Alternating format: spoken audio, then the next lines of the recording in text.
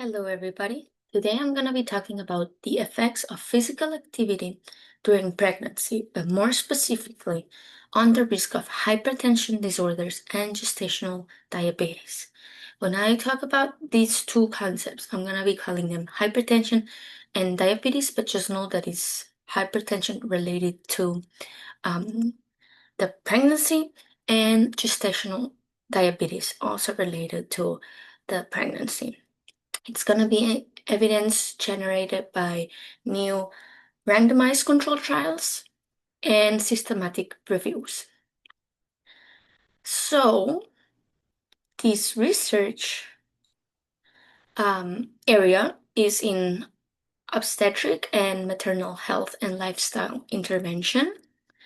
Also, the authors were affiliated with the Department of Medicine Science, Obstetrics and Gynecologists Unit, University Hospital in Santa Ana, Ferrara, Italy, and the Department of Development and Regeneration, Women and Child in Belgium.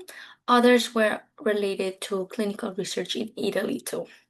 So in Europe, the journal was the Journal of Clinical Medicine where they published, and their 2023 impact factor was 3, and it's ranked Q1 in the medicine general internal category. Okay, so just to start, a little introduction for you guys to understand what this study was looking at, or this systematic review was looking at, was how hypertension and diabetes are major contributors to maternal and fetal complications worldwide, and that's already known, right?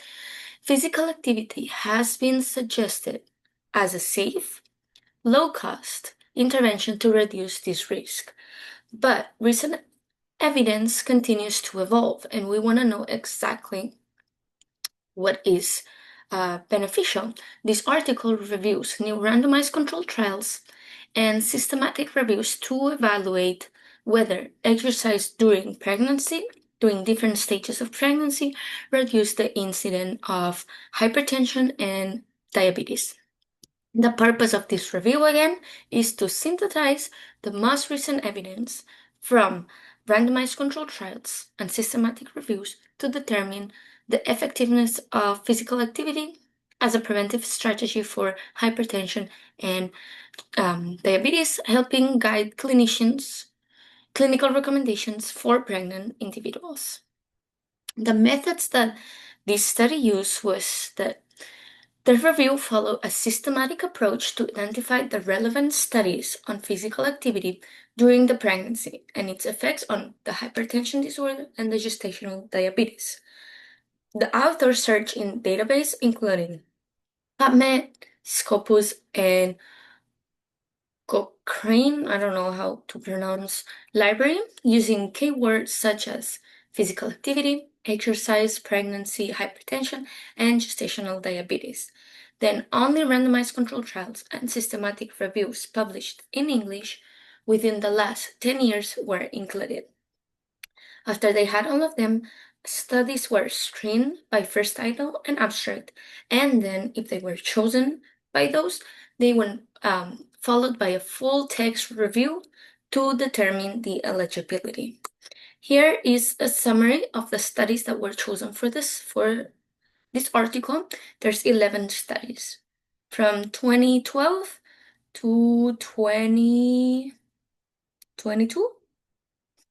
Yeah, these are the names, the study design, the sample size, and the period of time where they got it from. Okay, so overall results, then I'll show you more specific results, but the overall results that they obtained were that physical activity during pregnancy reduces the risk of this hypertension disorder and the gestational diabetes. The randomized control trials specifically said that structured aerobic and resistant exercise help with lower blood pressure and improve the glucose regulation inside the mother's body.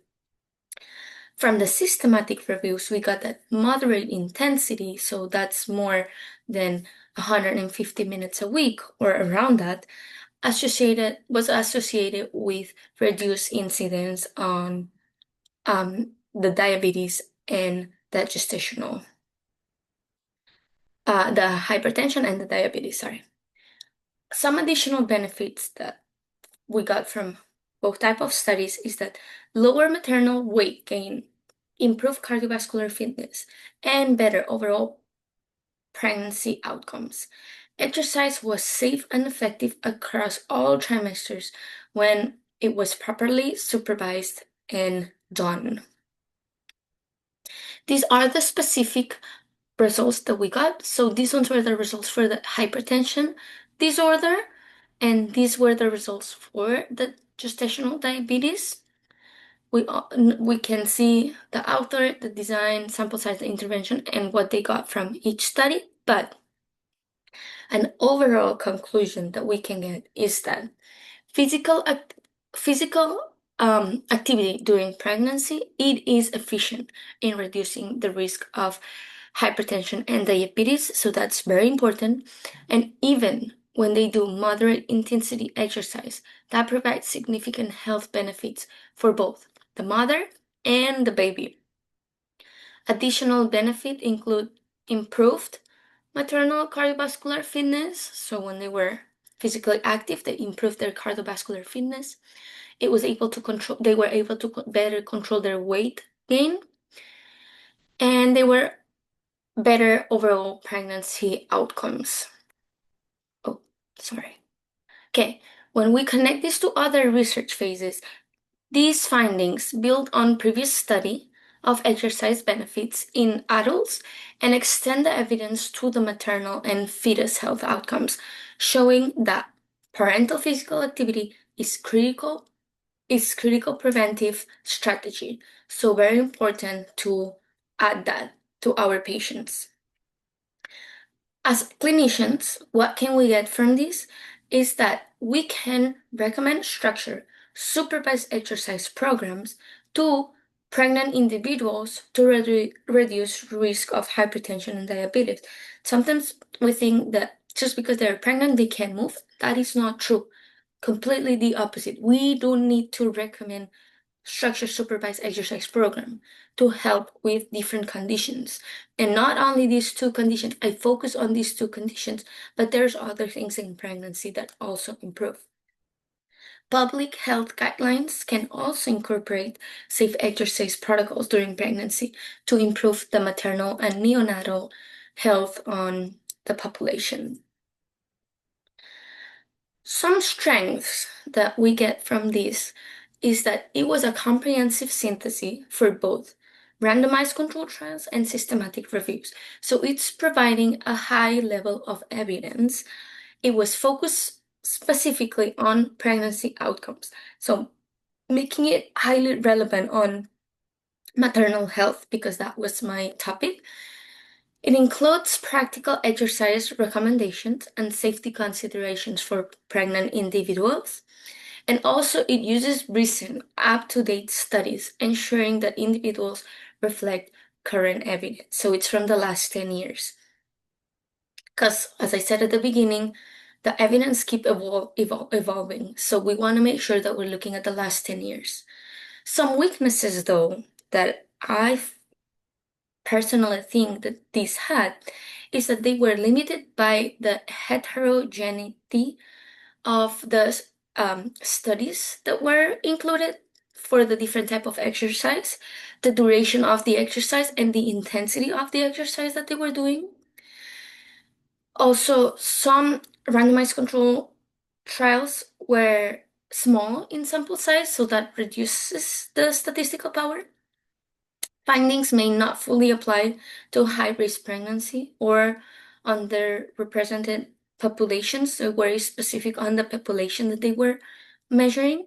And being it a review of studies, it cannot establish causation, only association between physical activity and outcomes, because we didn't do an intervention. We are only analyzing previous research. Okay, this is very important. From those are the takes. First, I'm going to talk about the author's take. The authors think that more research is needed to determine the optimal type, intensity, and timing of exercise during pregnancy to reduce hypertension and diabetes, because as I said previously, in one of the weaknesses, that it was very specific to the exercise that they were doing. So we need a little bit more homogeneity on the type of exercise that they do, the intensity, and the time that they do this exercise. Also, future studies should include a larger amount of diverse population, such as high-risk pregnancies or other type of populations that were in study with the previous research that this study used.